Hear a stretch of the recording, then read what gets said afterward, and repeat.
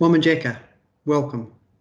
Hi, Jared Edwards, Executive Director, People and Performance, coming to you today from the lands of the Boonwurrung people.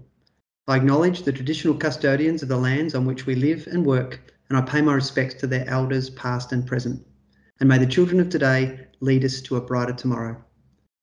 I also acknowledge our Aboriginal and Torres Strait Islander team members who work tirelessly to turn the tide on the overrepresentation of children and young people in out-of-home care and the justice system. Well, it's been almost a year now since we launched our second National Innovate Reconciliation Action Plan, and hopefully you've all had a chance to read through the plan and understand the commitment we are making as we contribute to advancing our organisational journey towards reconciliation. Today, I wanted to talk about the progress we've made over the past year and the work that's being done as we focus on building genuine and meaningful relationships with communities, creating opportunities for Aboriginal and Torres Strait Islander people, and of course, building cultural safety and responsiveness throughout our amazing organisation. Auschild's vision for national reconciliation is that all Aboriginal and Torres Strait Islander children and young people will have access to services and be able to fully participate in every aspect of the life they choose. The deliverables of our Reconciliation Action Plan guide us to achieve this vision. I'm pleased to report that many of the deliverables outlined in our plan are now complete or well in progress. And amazingly, many more are now actively part of our everyday activities. Email signatures and signage at our office sites reflect our commitment and are installed without a second thought. They're just part of the way things look around Auschild. Cultural protocols such as Welcome to Country and an acknowledgement of country are at the forefront of our minds when we attend meetings or host special events, and local elders are invited to officiate and participate in events and cultural activities such as smoking ceremonies, which are enjoyed often. We've strengthened relationships with Aboriginal community-controlled organisations with 3 formal and 9 informal partnerships in place across the nation. Membership of peak bodies including SNAKE, ABSEC and the Family Matters Campaign, as well as the local forums of the Regional Aboriginal Justice Advisory Committees and local Aboriginal education consultative groups. In our quest to build the cultural awareness and responsiveness of our workforce, the Moments in Time training is now part of our mandatory training for new staff, and Auschild carers have access to this cultural training, expanding their knowledge and understanding of Aboriginal and Torres Strait Islander cultures, customs, significant moments in history and protocols. This would have to be one of the greatest achievements and one I know our Diamity team and our board's Cultural Competence Committee are extremely proud of. When it comes to supporting the cultural awareness of carers within our foster care and treatment foster care Oregon programs, alongside the opportunity to undertake the Moments in Time training, carer yarning sessions have been planned to take place over the coming months, connecting our Diamity team and giving them access to a panel of First Nations experts to answer their questions and support their caring journey. This is a significant step forward to ensuring carers are equipped to provide Aboriginal and Torres Strait Islander children and young people with cultural safe practices while maintaining their connection to culture, identity and their community whilst in a home-based environment. Internally, our employment practices are being strengthened. All job advertisements now include a call for Aboriginal and Torres Strait Islander people to apply, and Aboriginal and Torres Strait Islander representation on recruitment and selection panels is included when required. This is done in consultation with our Diamity team.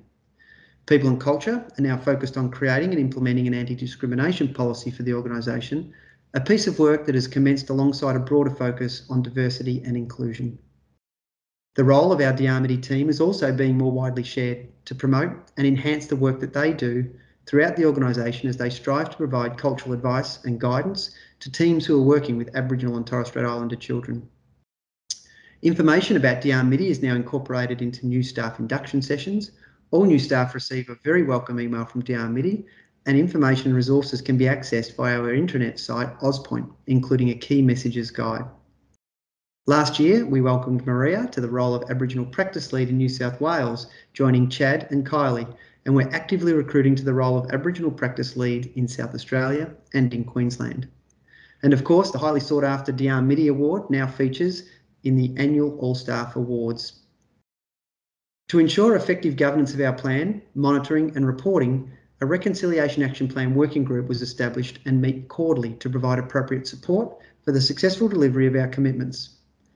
This group is also responsible for facilitating a continuous review and quality improvement cycle and will soon begin work on developing our next plan. Possibly the most significant piece of work to be completed since the launch of our second National Innovate Reconciliation Action Plan would have to be the review of an update to our procurement practices to remove barriers to procuring goods and services from Aboriginal Torres Strait Islander businesses.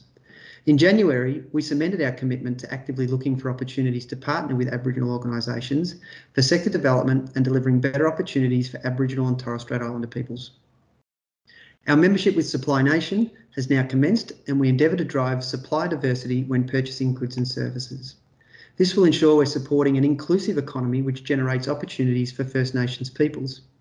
If you haven't heard about this initiative, I encourage you to take a look at the Supply Nation website. As a member, we have access to more than 3,000 verified Aboriginal and Torres Strait Islander businesses, offering a diverse range of products and services to support our business needs. It's pleasing to know since our membership was activated, many quotes have been sought through the Supply Nation portal and products and services already purchased and engaged. We can all play a role in supporting Indigenous businesses, creating a greater opportunity for Aboriginal and Torres Strait Islander people.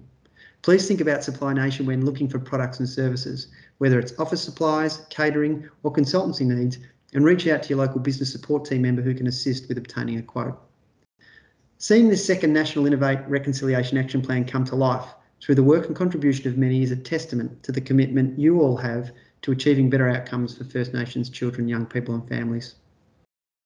And while we've made great progress with this plan, there's still so much we want to do. We'll continue to progress the actions within our plan and cement them as business as usual. During the next quarter, our focus will be on reviewing, updating and enhancing our Aboriginal and Torres Strait Islander recruitment, retention and professional development strategy. We've engaged an external First Nations consultancy firm to undertake this work, Indigenous Employment Partners. Their vision to contribute to ending the cycle of poverty and disadvantage experienced by Indigenous Australians by building capacity and fostering self-sufficiency through employment. It's one we absolutely share and we're really excited to begin this important piece of work alongside them. And as I mentioned earlier, we'll begin work on our next plan.